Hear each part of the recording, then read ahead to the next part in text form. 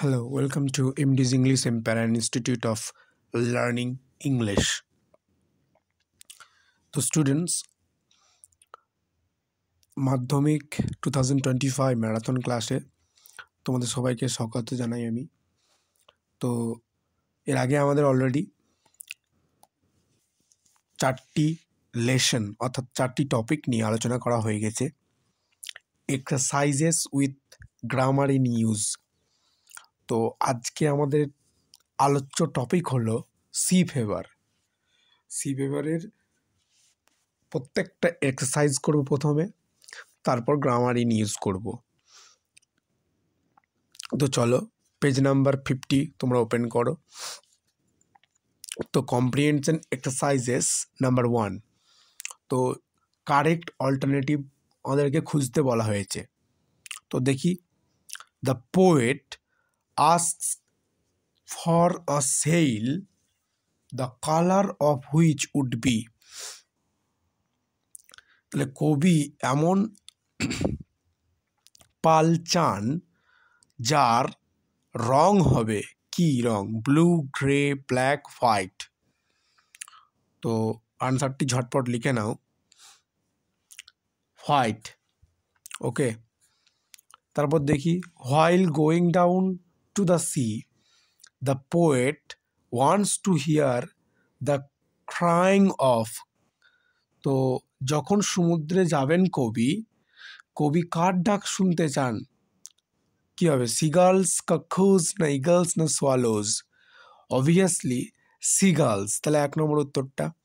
3 নম্বর কোশ্চেন দেখি, the wind on the sea is like a whetted. সমুদ্রের বাতাস যার মতো ধারালো। সেটি কি? সোড, নাইফ, অ্যাক্স না স্পিয়ার? তো অ্যান্সারটা কি হবে বলো তো? নাইফ। সমুদ্রের যে বাতাস কার মতো ধারালো? নাইফের মতো।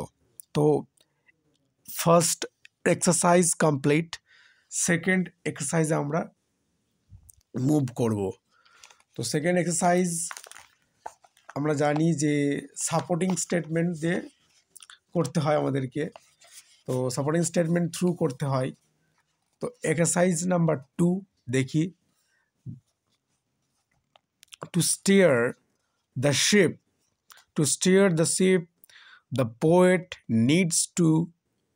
poet needs the moon।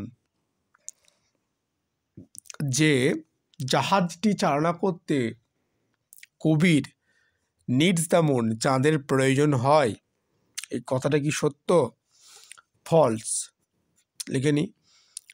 দেখবে লাইনটা দেখো এখানে আছে, অ্যান্ড অল আই আস্ক। এই দেখো লাস্ট স্ট্যান্জাতে কবি বলেছেন, and all I ask is a merry yarn.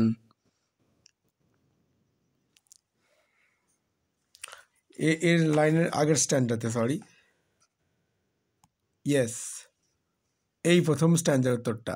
And all I ask is a tall ship. তাহলে এটা 1 নম্বর স্টেটমেন্ট পেয়ে গেলাম। 2 নম্বর প্রশ্নটা কি বলেছে? 2 নম্বর প্রশ্ন বলেছে যে the call of the running tide is wild and clear. তো এর উত্তরটা কি? ট্রু। যে চলমান জাহাজের যে আহ্বান স্পষ্ট এবং কি উদ্যম্য। হ্যাঁ, সাপোর্টিং স্টেটমেন্টটা হচ্ছে ট্রু, অবভিয়াসলি ট্রু। এর সাপোর্টিং স্টেটমেন্ট যদি লিখতে হয় তাহলে লিখো ইজ থেকে ইজ আ ওয়াইল্ড কল। দেখবে লাইনটা আছে, ইজ আ ওয়াইল্ড কল থেকে ডট দিয়ে দিলাম আমি, তোমরা লিখে দেবে একদম নট বি ডিনাইড পর্যন্ত। The poet is going out to the sea for the first time. Okay, কবি প্রথমবার সমুদ্রে যাচ্ছেন। ফলস, কবি এর আগেও গেছেন।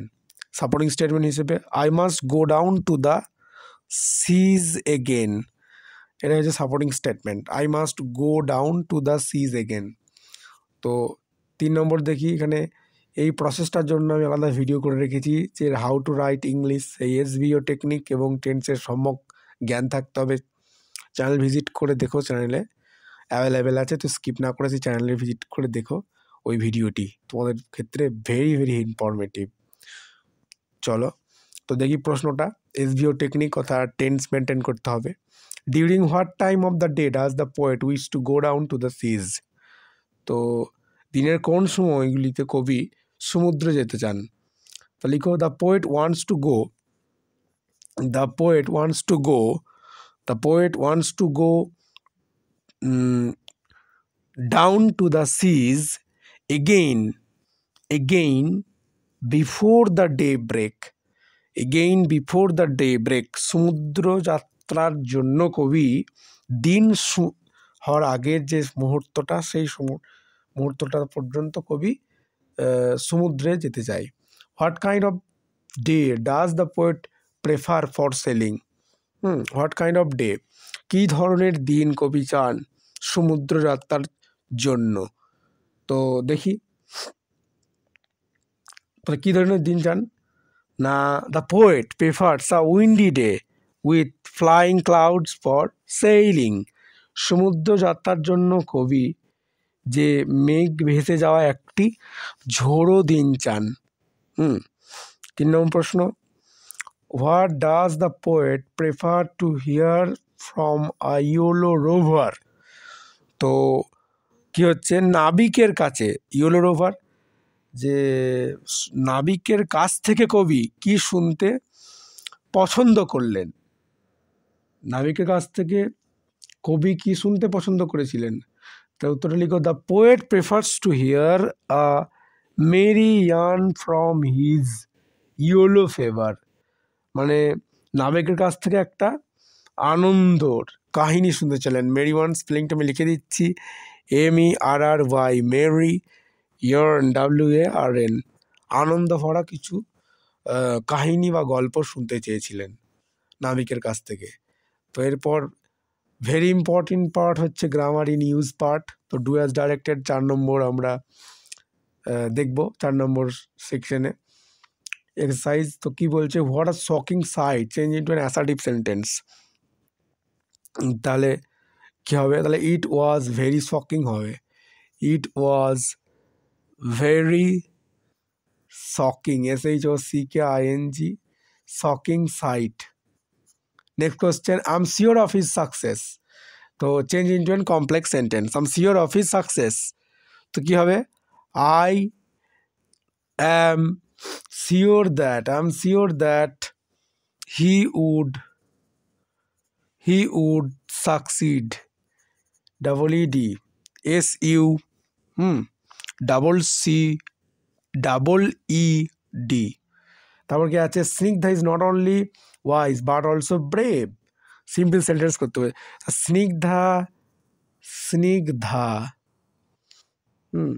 DHA স্নিগ্ধা ইজ ওয়াইজ, এটা অ্যাজ ওয়েল অ্যাজ দি করে দেবো। হ্যাঁ, Snigdha is wise, okay, as well as brave. তো একবার দেখে নিই গ্রামার কটা। প্রথমটা হচ্ছে কি, অ্যাসার্টিভ সেন্টেন্সে যেহেতু করতে বলেছে তাহলে লিখবো it was very shocking site.